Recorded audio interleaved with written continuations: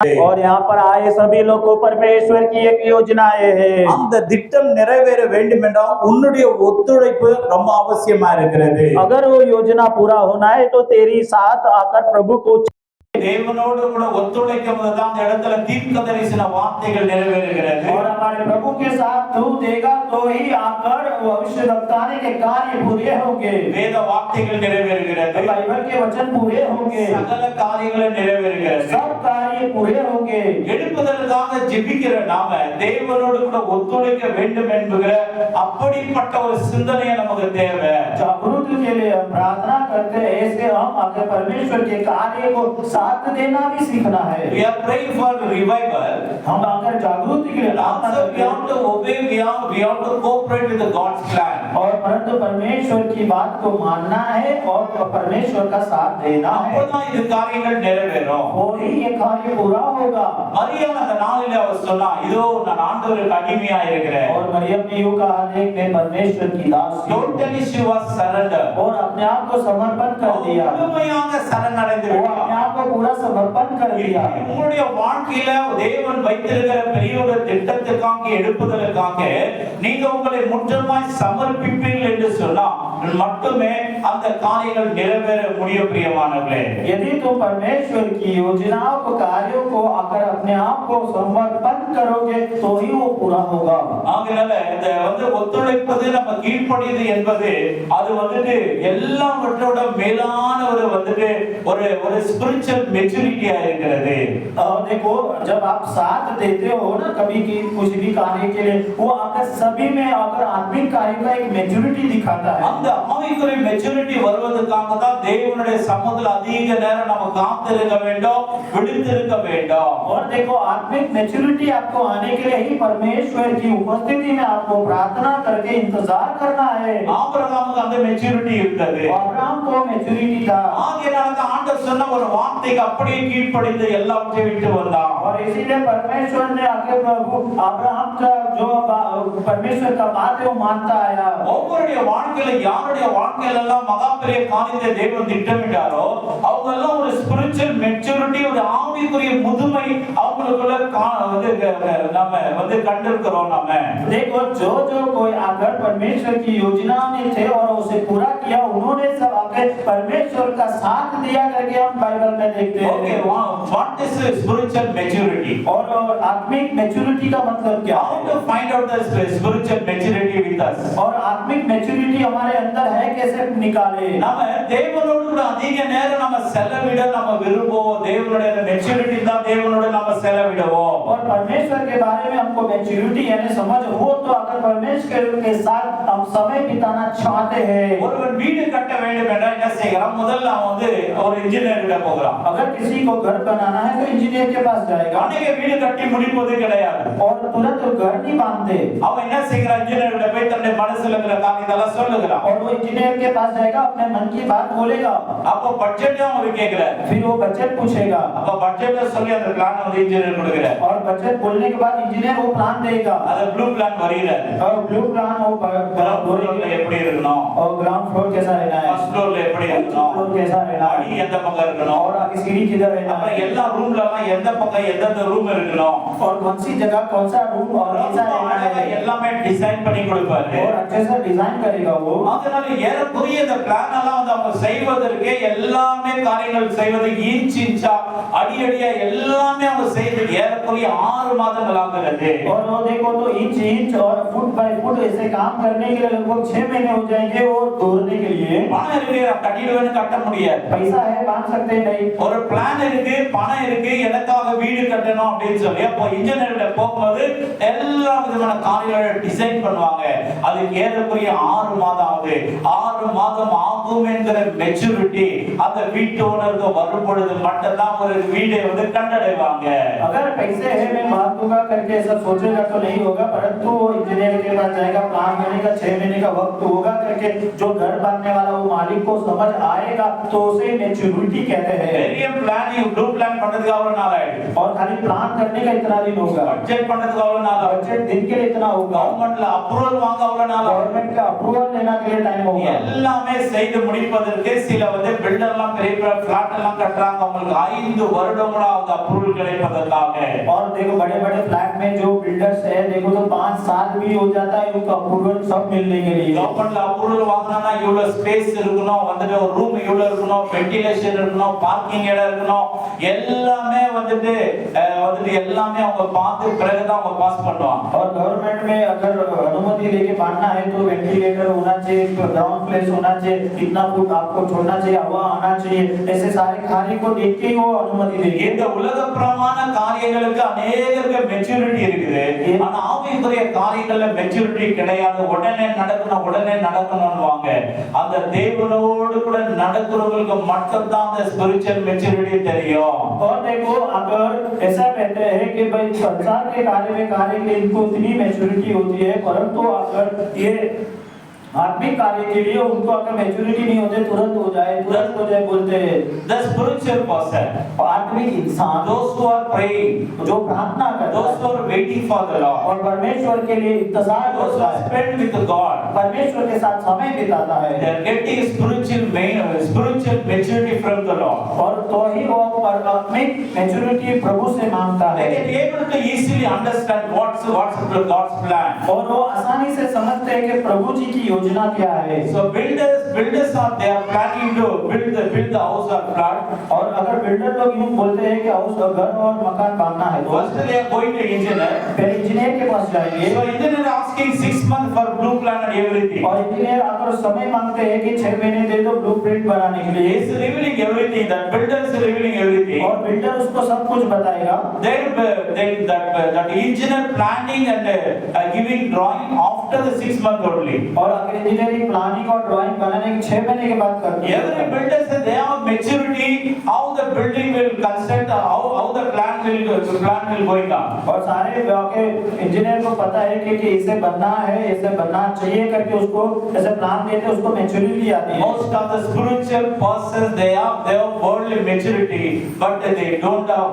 Most of the Christians, most of the believers, they don't have spiritual maturity. देखो अगर आत्मिक के लोग जो कहते हैं परंतु संसारिक का ज्ञान तो होता है परंतु आत्मिक का समझ उनके अंदर बिल्कुल नहीं होता Because है, they don't want to spend the time with the prayer, time with the God. क्योंकि वो प्रभु के साथ टाइम बिताना नहीं चाहते, प्रार्थना We करना नहीं have to चाहते। spend time with the God, and we have to feel presence of the Lord. We have to get guidance from the Lord. Then only everything will happen. और प्रभु के साथ समय बिताना हमको पसंद होना चाहिए, बिताना चाहिए और उनका गाइडेंस को मिलेगा तो ही कुछ कर सकते हैं। இதே போல தான் பார்க்கும்போது குழந்தை பெற்றெடுப்பது கூட பார்க்கும்போது குறைந்தபட்சம் 9 மாதம் தேவைப்படுகிறது. और इसी प्रकार बच्चों का जन्म देना भी देखो तो लगभग 9 महीना तो होता है। Even same thing baby also, the woman is giving baby after the 9 months only. और बच्चा एक स्त्री जन्म देती है लगभग 9 महीने के बाद ही होता है। It takes time. वो समय लेता It takes है time to every single movement it takes time. और हर एक सिंगल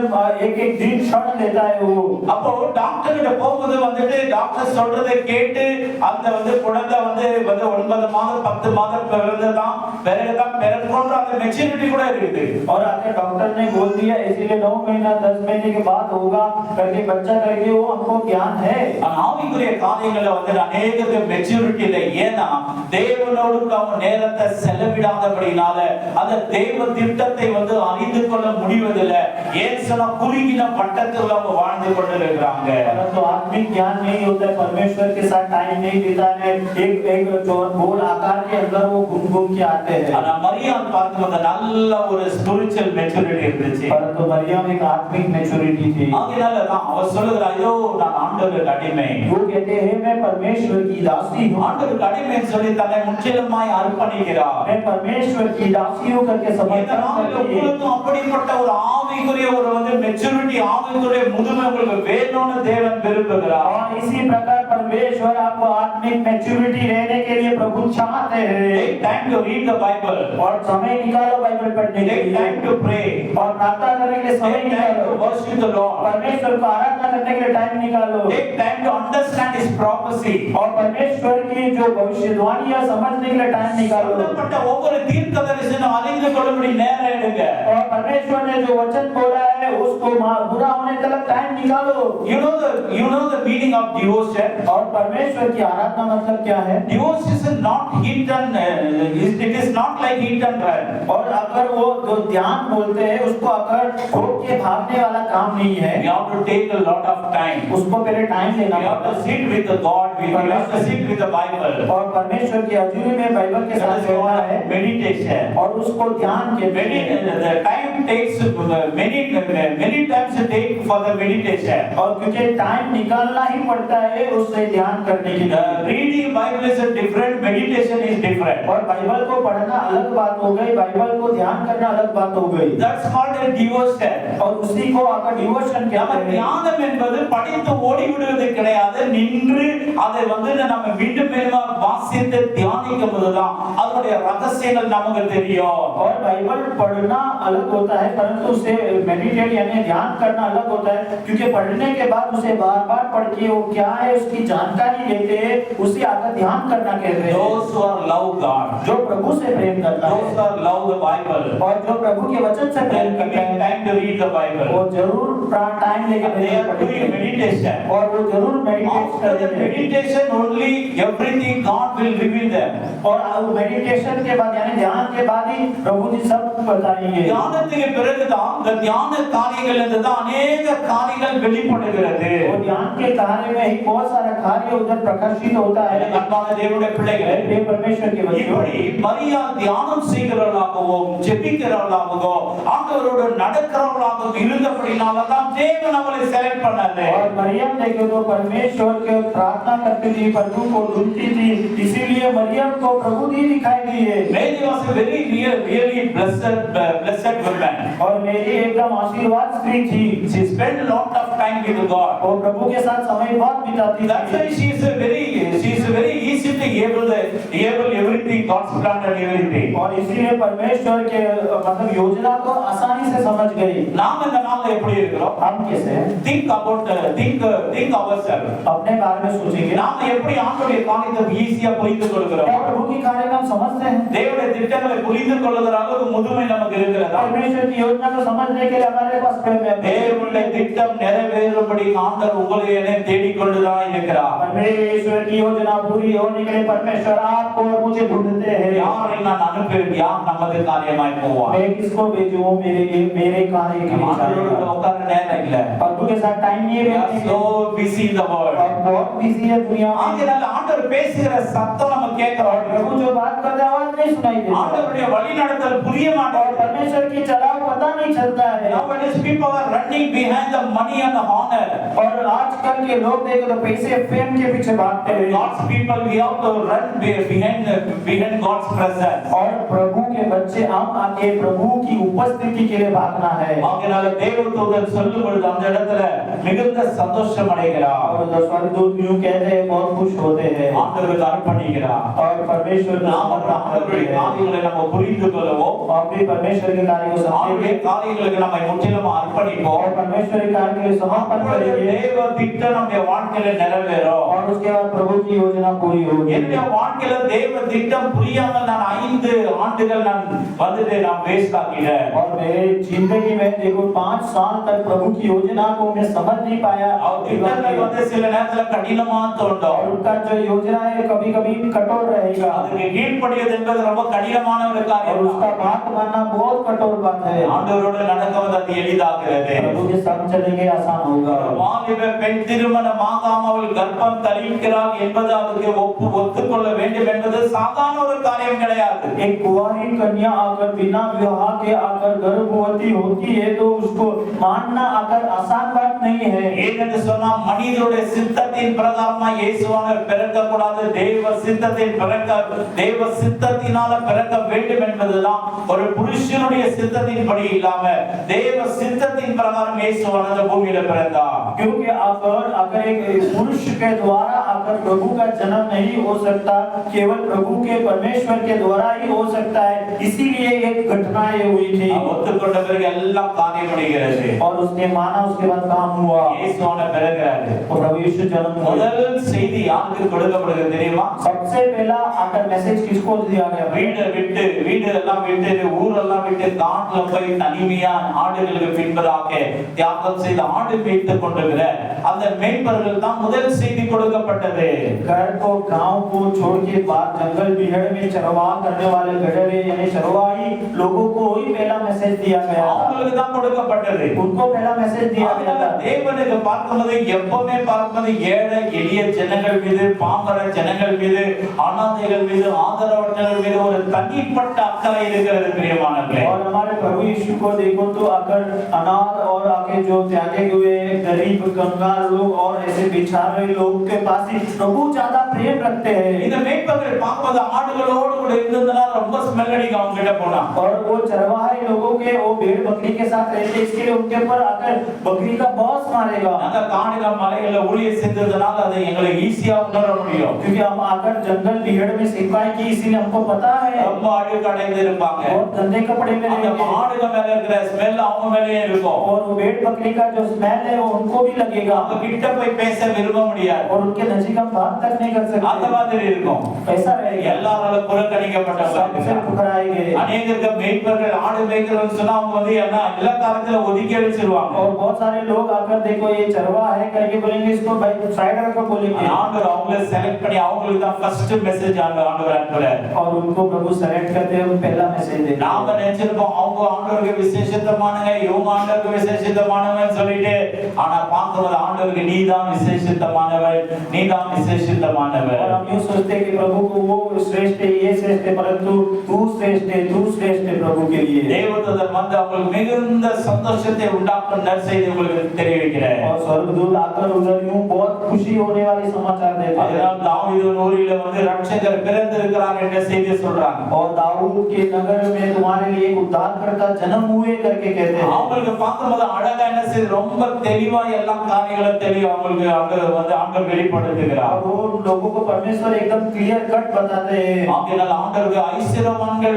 ஐஸ்வரவான்களோட தான் பேசுவாரு, படித்தவங்களோட தான் பேசுவார் அப்படின்னு இல்ல.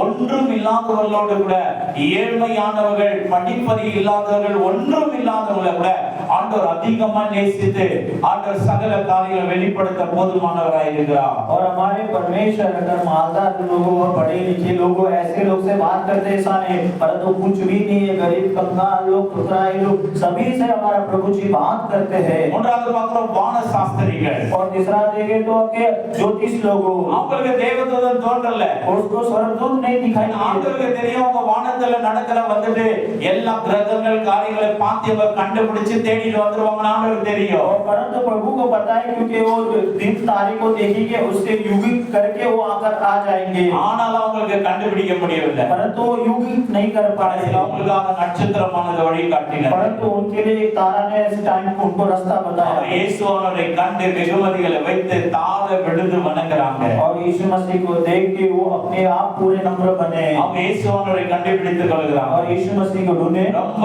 சந்தோஷப்படுகிறாங்க, बहुत खुश हुए। அதனால எனக்கு அன்பான தேவனுடைய பிள்ளைகளே, இப்படி தேவனுடைய திட்டங்களாம் நம்ம புரிந்து கொண்டு தேவனோடு கூட நம்ம செயல்படும் பொழுது ஒவ்வொரு தேவ திட்டமும் ஒவ்வொரு நாளும் நம்ம மூலியமாக நிறைவேறும். और जब परमेश्वर की योजना को हम जानते हैं और अगर समझ भी लेंगे तो प्रभु की योजना पूरी होगी। இயேசு கிறிஸ்து பூமிக்கு வந்ததுடைய முக்கிய நோக்கம் என்ன தெரியுமா? प्रभु यीशु मसीह धरती में क्यों आए पता है? மனிதர்களை பாவத்திலிருந்து அவர்களை மீட்டு நித்திய ஜீவனை அவங்க அருள வேண்டும் என்பதுதான். और इंसान को पाप से छुड़ा के अनंत जीवन देना। அவர் பிசாசின் கிரியைகளை அழிப்பதற்காக வந்தாரு. और वो शैतान की क्रिया को मिटाने आए हैं। தேவனுடைய சித்தத்தை செய்வதற்காக வந்தாரு. परमेश्वर की योजना पूरा करने आए பாவிகளை हैं। ரட்சிப்பதற்காக வந்தாரு. और पापियों को उद्धार करने आए हैं। இருளில் இருக்கிற ஜனங்களுக்கு வெளிச்சத்தை கொடுக்கும்படி और வந்தாரு. अंधकार के लोग को ज्योति देने आए हैं। சிலுவையிலே தான் வந்து தன்னுடைய ஜீவனை அர்ப்பணிக்க வேண்டும் என்று வந்தார். और क्रूस में अपना जान देने आए हैं। தேவனுக்கும் மனுஷனுக்கும் உள்ள அந்த பகையை வந்து நீக்கும்படிக்கு வந்தார். और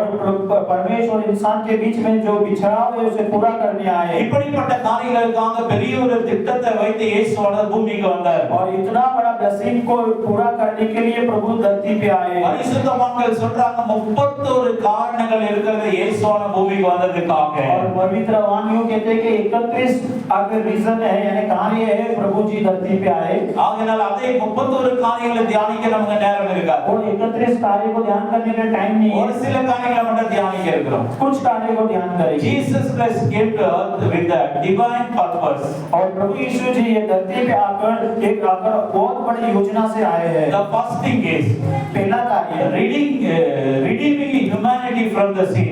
और आगे मनुष्य को पाप से छुटकारा देना। 1 தீமோத்தேயு 1:15 நாம் வாசித்து பார்த்தோம்னா पहले तीमुथियुस आकर 1:15 में पढ़ते हैं। பாவிகளை ரட்சிக்கவே கிறிஸ்து இயேசு உலகத்தில் வந்தார் என்ற வார்த்தை சொல்லுகிறது. और पापियों का उद्धार करने मसीह यीशु जगत में आए करके बोला गया है। பாவிகளா இருக்கிறவங்களை ரட்சிப்பதற்காக இயேசு பூமிக்கு வந்தார். और पापियों का उद्धार करने मसीह यीशु जगत में आए। ஒரு மனிதன் பாவம் செய்வானானால் अगर एक इंसान पाप करता है அவனுக்காக ஒரு ஆடு ஒரு மாடு அடிக்கப்படும். और उसके लिए भेड़ या गाय को वध किया जाता है ஆசாரியன் அந்த ரத்தத்தை எடுத்துக்கொண்டு और याजक उस लहू को लेके மகா பரிசுத்த ஸ்தலத்திலே சென்று और महा पवित्र स्थान में जाकर பலிபீடத்தின் மேல் அந்த ரத்தத்தை தெளித்து और बलिवेदी के ऊपर खून छिड़कते அவனுக்காக அவளுக்காக ஆண்டவரே வந்து ஆசாரியர்கள் வேண்டிக் கொள்வாங்க. और उसके लिए परमेश्वर के याजक लोग परमेश्वर के पास आके विनती करेंगे। ஆனா நாம ஆராதிக்கிற வந்துட்டு பிரதான ஆசாரியராக இயேசுவோ जिस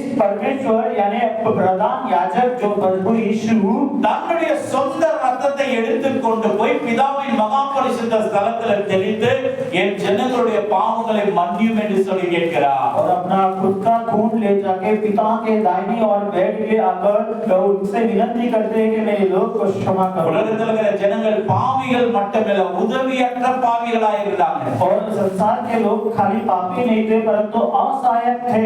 அவங்களை விடுவிப்பதற்காக இயேசுவானவர் வந்தார். और उन्हें छुटकारा देने यीशु जी ஒருவேளை நீங்க பாவிகளா தான் அந்த பாவத்தெல்லாம் இயேசுவான விடுவிக்க முடியுமானா அவரால விடுவிக்க முடியாத பாவம் என்பது உலகத்துல கிடையாது. यदि आप पापी हैं तो इस संसार में आपको क्षमा मिलेगा तो मिलेगा क्योंकि उनसे बड़ा क्षमा करने वाला कोई नहीं है। Jesus name is a redeemer. और प्रभु यीशु का नाम आके छुटकारा देने वाला He can redeem everything. और वो सब कुछ छुड़ा सकते हैं சகல பாவத்திலிருந்து ஒரு சுகமாக்குவார். और सारे प्रकार के पाप से छुड़ाएंगे। விடுதலை வந்துட்டு பெற்றுக்கொண்டாதான் நித்திய ஜீவனுக்குள்ள நம்ம போக முடியும். वो छुटकारा तुम पाओगे तो अनंत जीवन जाओगे। அதனால பாவிகளை ரட்சிப்பதற்காக இயேசுவான பூமிக்கு வந்தார். और पापियों का उद्धार करने मसीह यीशु जगत में आए। The second thing, दूसरा कार्य granting eternal life. और अनंत जीवन देने के நித்திய लिए ஜீவனை கொடுப்பதற்காக இந்த பூமிக்கு வந்தார். और अनंत जीवन देने के लिए धरती पे आए। யோவான் 3:16 சொல்லுகிறது. और यूहन्ना 3:16 में यूं कहा गया है நித்திய ஜீவனை கொடுப்பதற்காக தான் இயேசுவானவர் और வந்தார். अनंत जीवन देने के लिए प्रभु यीशु जी धरती पे யோவான் आए। 14:6 சொல்லுகிறது. यूहन्ना 14:16 நானே வழியும் சத்தியமும் ஜீவனுமாய் இருக்கிறேன். मैं ही मार्ग और सत्य और जीवन हूँ என்னால் அல்லாமல் ஒருவனும் பிதாவினிடத்தில் வரான். और मेरे बिना कोई पिता के पास नहीं जा सकता।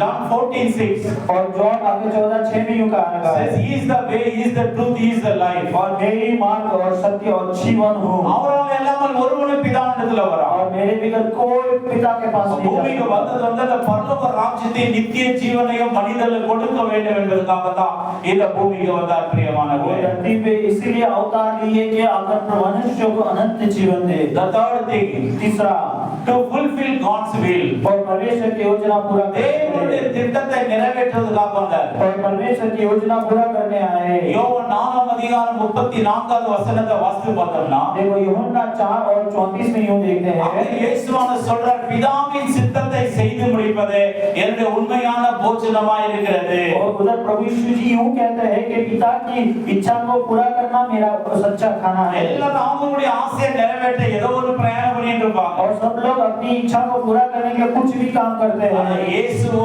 பிதாவினுடைய சித்தத்தை நிறைவேற்றுவதற்காக இந்த பூமிக்கு வந்தார். परंतु प्रभु यीशु जी देखो पिता की इच्छा पूरी करने जगत पे आए। அவருக்கு சாப்பாடு கூட ஒரு பொருட்டா இல்ல. तो खाना बड़ी बात नहीं அவருக்கு लगी, தூக்கம் கூட ஒரு பொருட்டா இல்ல. ये बड़ी बात नहीं लगी। அந்த பிதாவுடைய சித்தத்தை நிறைவேற்ற ஒவ்வொரு நாளும் அவர் துடித்துக் கொண்டிருந்தார். ஒவ்வொரு நாளும் அந்த காரியத்துக்காக ஒரு வாஞ்சிக்கிறவராய் இருந்தார். और हर एक कार्य को प्रभु पिता का हर एक काम करने करने के लिए उनके मन का धड़कन है। நான்காவது நாம பார்க்கிறோம் चौथा हम देखते the हैं, fourth one is चौथा देखते हैं, overcoming the work of the evil. और आगे शैतान के कार्यों में से जीतने के लिए। First John chapter 3 verse 8. पहला यूहन्ना आकर 3 और 8 में பிசாசின் கிரியைகளை அழிப்பதற்காக மனுஷகுமாரன் வெளிப்பட்டார் என்ற வசனம் और சொல்லுகிறது. शैतान की क्रिया को मिटाने के लिए मनुष्य का पुत्र जगत में प्रकट हुए बोला गया है। ஐந்தாவது பார்க்கிறோம் पांचवा देखते to हैं, preach gospel. और सुसमाचार सुनाने के लिए। Isaiah chapter 61 verse 1 and 2. और यशायाह का किताब 61:1-2 में சுவிசேஷத்தை வந்து பிரசங்கிப்பதற்காக இயேசுவான் அனுப்பப்பட்டார். और सुसमाचार सुनाने के लिए मसीह यीशु भेजे गए थे। ஏசாயா 61 அதிகாரம் வசனம் 1 2ல சொல்லப்படுகிறது. और यशायाह 61 और 1-2 में यूं कहा गया அதே है, போல மன திரும்புங்கள் பரலோக ராஜ்யம் சமீபமாய் இருக்கிறது என்று பிரசங்கிக்க தொடங்கினான். अरे तुम मन फिराओ कि परमेश्वर का राज्य निकट है करके प्रभु कहते हैं। நாலாவதா பார்க்கிறோம் छठा देखते हैं, brightly reveal the light of truth to the world. और संसार में ज्योति को देने के लिए आए। ஆகையால யோவான் 8:12 சொல்லப்படுகிறது. John chapter 8 verse 12. और यूहन्ना 8 और 12 में यूं कहा गया है, அவர் உலகத்துக்கு ஒளியாய் இருக்கிறார் என்பதை வந்துட்டு ஜனங்களுக்கு தெரிவிப்பதற்காகவும் இருளில் இருக்கிற ஜனங்களை வெளிச்சத்தில் அழைக்கும்படிக்கு அவர் வந்தார். वो संसार की ज्योति बन के आए कि अंधकार में से लोगों को ज्योति में डाले। ஏழாவது நாம பார்க்கிறோம் सातवां देखते to हैं, sacrifice his life on the cross. और अपना जीवन अगर क्रूस में देने के लिए। ஏசாயா 53:5ல சொல்லப்படுகிறது. यशायाह 53:5 में कहा गया அவர் है, தன்னையே வந்துட்டு அர்ப்பணிக்கப்படி சிலுவையில் அர்ப்பணிக்கப்படி இந்த பூமிக்கு வந்தார். और अपने आप को क्रूस पे चढ़ाने के लिए धरती पे आए। ஆகையால நமக்காக ஒரு மரிக்காமல் இருந்தா நம்ம பரிதபிக்கப்பட்ட பாவிகளாக நம்ம இருந்திருப்போம். यदि हमारे लिए वे ना मरे हो तो हम आकर लाचार होते। எட்டாவது நம்ம பார்க்கிறோம் आठवां देखते हैं, restore the relationship between God and humanity. और हमारा जो रिश्ता है प्रभु के साथ जोड़ने के लिए अगर वो धरती पे आए। மனிதன் பாவம் செய்ததனால मनुष्य ने पाप किया इसलिए, பிதாவுக்கும் மனிதர்களுக்கும் பெரிய ஒரு விரோதம் காணப்பட்டது. और पिता और मनुष्य को एक विरोध हो गया, ஒரு பகை காணப்பட்டது. एक विरोध हो गया। பிதாவாகிய தேவன் முகத்தை மறைத்துக் கொண்டார். पिता ने आकर मुंह छुपा लिए, ஒருவனுக்கும் வெளிப்படவில்லை. किसी को नहीं प्रकट किए, மனிதர்கள் அந்த கேடு और அடைந்திருந்தார்கள். इंसान लोग उतना आवश्यकता बिगाड़े हुए थे, பாவம் செய்திருந்தாங்க. और उतना पाप किए இயேசு हैं। ஒரு மத்தியஸ்தரா வந்து यीशु मसीह मीडिएटर बन அவர் के ரத்தத்தை சிந்தி अपना खून बह गए, மனுஷனை பரிசுத்தமாக்கி इंसान को पवित्र करके, பிதாவானவருக்கு மனிதர்களுக்கு ஒரு நல்ல ஒரு ஐக்கியத்தை உறவை ஏற்படுத்தினார். और पिता और परमेश्वर को एक रिश्ता बनाए। ஒன்பதாவது பார்க்கிறோம் नौवां देखते हैं, to introduce the Holy Spirit. और पवित्र आत्मा को इंट्रोड्यूस करने के பரிசுத்த लिए, ஆவியானவரை அறிமுகப்படுத்துவதற்காக पवित्र आत्मा को इंट्रोड्यूस करने के लिए, பரிசுத்த ஆவியானவர் பிதாவிடத்துல வேண்டி வந்துட்டு எல்லா பக்தர்களுக்கு கொடுப்பதற்காக இந்த பூமிக்கு வந்தார். और पिता के पास विनती करके पवित्र आत्मा लोगों को देने के लिए। இயேசுவான பூமியில வந்து பார்த்தார் பரிசுத்த ஆவியானவருடைய துணை இல்லாம இந்த மனிதர்கள் பரிசுத்தமாக வாழ்வது கூடாத காரியம் என்று சொல்லி இருப்பாங்க வந்து பார்த்தா. और यीशु मसीह धरती पे आके देखे कि पवित्र आत्मा के बिगड़ इंसान पवित्रता से नहीं जी सकता। அதனாலதான் வசனம் சொல்லுகிறது इसीलिए वचन कहता அவர் है, தாமே சோதிக்கப்பட்டபடினால சோதிக்கப்படுகிற ஒவ்வொருத்தருக்கும் அவர் உதவி செய்ய போதுமானவராய் இருக்கிறார். और आपने आप को उन्होंने परीक्षा में डाला, इसलिए जो परीक्षा में है उन लोगों को बचाने के लिए वो अपने आप को प्रकट பரிசுத்தாவுடைய துணை நமக்கு இருந்தாதான் பரிசுத்தமா நம்ம வாழ முடியும். சகல காரியங்களும் சத்தியத்தை புரிந்து கொள்ள முடியும். यदि पवित्र आत्मा का मदद हमको होगा तो ही हम समझ सकते हैं। ஏன் அவர் பரிசுத்த ஆவியானவர் சொல்றோம்? क्यों हम पवित्र आत्मा कहते हैं? பிதாவுக்குள்ள இருக்கிற ஆவியானவர் அவர். क्योंकि वो पिता के अंदर रहने वाला आत्मा, பிதாவுடைய ஆழங்களை அறிந்தவர். पिता की मन की गहराई को जानते हैं, அப்படிப்பட்ட ஆவியானவர் நமக்கு துணையா இயேசுவான கொடுத்து போயிருக்கிறார். और वो ऐसे हमको मदद के लिए देके गए। புரியாத காரியங்கள் கூட ஆவியானவர் கிட்ட கேட்டா அவர் நல்ல புரியும்படி நமக்கு சொல்லி கொடுப்பார். अगर जो नहीं समझ में आते पवित्र आत्मा से पूछेंगे तो समझ आएगा। ஆகையால ஆவியானவர் நமக்கு கொடுப்பதற்காக அவர் வந்தார். और आत्मा हमको बोल देने के लिए आए। கடைசியா நம்ம பார்க்கிறோம் to die, be buried and rise again. proving that there is a resurrection. आखिरी में देखते हमारे लिए मारे गए, गाड़े गए और तीसरे दिन जीवित हुए। ஆண்டவர் வந்துட்டு மரித்து அடக்கம் பண்ணப்பட்டு உயிரோடு கூட எழுந்து வந்துட்டு மனிதர்கள் மரித்தாலும் அவங்களுக்கு உயிர்த்தெழுதல் உண்டு என்பதை நிரூபிப்பதற்காக இயேசுவான பூமிக்கு வந்தார்। और प्रभु जी मारे गए, गाड़े गए और जीवित हुए और इंसान भी मरने के बाद फिर जिएगा करके मतलब पुनरुत्थान है करके वो बोले प्रभु। யோவான் 11:25-26 சொல்லப்படுகிறது। और यूहन्ना में यूं कहा गया है। ஆகையால ஏசாயா நம்ம வாசித்த பார்த்தோம்னா அந்த இடத்துல சொல்லப்படுகிறது। देखो ஏசாயா पढ़ के देखेंगे। கர்த்தருடைய ஆவியானவர் என் மேல இருக்கிறார்। पवित्र आत्मा मेरे अंदर है। ஏனெனில் ஏழைகளுக்கு நற்செய்தி அறிவிக்கும்படிக்கு அவர் என்னை அபிஷேகம் பண்ணினார் என்று சொல்லப்படுகிறது। कंगालों को सुसमाचार सुनाने के लिए मुझे अभिषेक किए। அதுல அந்த 10 காரியங்களை நம்ம பார்த்தோம்। 10 कार्य को देखे। பாவத்திலிருந்து மனுக்குலத்தை மீட்பதற்காக வந்தாரு और पाप से इंसान को छुड़ाने के लिए, நித்திய ஜீவனை வழங்குவதற்காக வந்தாரு और अनंत जीवन देने के लिए, தேவனின் சித்தத்தை வந்துட்டு செய்வதற்காக வந்தாரு और प्रभु की योजना पूरी करने के लिए, சாத்தானுடைய காரியங்களை அழிப்பதற்காக வந்தாரு शैतान के कार्य को मिटाने के लिए, விசேஷத்தை அறிவிப்பதற்காக வந்தாரு सुसमाचार सुनाने के लिए, சத்தியமாக ஒளிய உலகத்துல வெளிப்படுத்த வந்தாரு और सत्य के उजाला देने के लिए, சிலுவையில தன் ஜீவனை அர்ப்பணிக்கும்படிக்கு வந்தாரு और क्रूस में अपना जान देने के लिए, தேவனுக்கும் மனிதனுக்கும் வந்து மத்தியஸ்தரா ரெண்டு பேரும் இணைக்கும்படிக்கு வந்தாரு और इंसान और प्रभु के बीच में रिश्ता बनाने के लिए, பரிசுத்த ஆவியானவர் அறிமுகப்படுத்த और வந்தார் पवित्र आत्मा के बारे में बताने के लिए, மரித்து அடக்கம் பண்ணப்பட்டு मर के दफनाने के बाद, உயிரோடு கூட எழுந்து जी उठने के बाद, உயிர்த்தெழுதல் உண்டு என்று நிரூபிப்பதற்காக வந்தார் और जी उठना यानी पुनरुत्थान है करके वो ஆகையால் बोलते हैं। இப்படிப்பட்ட காரியங்களை நம்ம அறிந்து கொண்டு அவருடைய நோக்கத்தை அவருடைய திட்டத்தை நம்ம அறிந்து கொண்டு நம்ம செயல்பட வேண்டியது மிக அவசியமா இருக்கு और பிரியமானவர்களே इस कार्य को हम जान के उस कार्य को प्रभु की ஒவ்வொரு காரியங்களையும் நம்ம தேவனுடைய திட்டத்தில் நம்ம ஒப்புக் கொடுக்க வேண்டும் और एक कार्य में परमेश्वर की योजना के लिए समर्पण மரியாதை விட்டு கொடுத்ததனால இயேசு அந்த பூமியில ரட்சகராய் பிறந்தார் और मरियम ने अपने आप को त्याग किया इसलिए यीशु मसीह அதே போல நம்மை விட்டு கொடுக்கும்போது अनेक நல்ல காரியங்கள் பூமியில நிறைவேறும் अगर अपने आप को छोड़ेंगे तो बहुत अच्छा कार्य धरती पे होगा ஆவிக்குரிய அந்த முழுமையை நம்ம அடைவோம் और आत्मिक मैच्योरिटी ஆவிக்குரிய पाएंगे மெச்சூரிட்டியை நம்ம பெற்றுக்கொள்வோம் और आत्मिक मैच्योरिटी पाएंगे அப்போது நம்ம மூலமா தேவனுடைய காரியங்கள் अनेक காரியங்கள் நிறைவேறும் और फिर हमको प्रभु का कार्य पूरा होगा அதனால நம்ம ஒவ்வொருத்தர் மேல தேவ திட்டம் இருக்கிறது என்பதை அறிந்து கொள்ள வேண்டும் और हम सभी के ऊपर प्रभु की योजनाएं करके जानना है தேவ திட்டத்தை அறிந்து கொள்வோம் प्रभु की योजना पूरी हो தேவனுடைய சித்தத்தை இந்த பூமியில நிறைவேற்றுவோம் प्रभु की इच्छा इस धरती पे करना கர்த்தரை है ஆசீர்வதிப்பாராக प्रभु आपको आशीर्वाद எல்லாருக்கும் करे கிறிஸ்துமஸ் நல்வாழ்த்துக்கள் सभी को क्रिसमस का கர்த்தருடைய ஆசீர்வாதத்தை பலப்படுத்துவாராக प्रभु आपको आशीर्वाद करे बलवंत இந்த करे வார்த்தைகளுக்காக தலைகளை தாழ்த்தி நம்ம ஜெபம் பண்ணலாம் सुने वचन के लिए सर झुका कर ஆண்டவரே எங்களுடைய கரங்களை அர்ப்பணிக்கிறோம் प्रभु जी हम आपके हाथ में ஆண்டவரே समर्पण உம்முடைய करते हैं சித்தத்தின் பிரகாரம்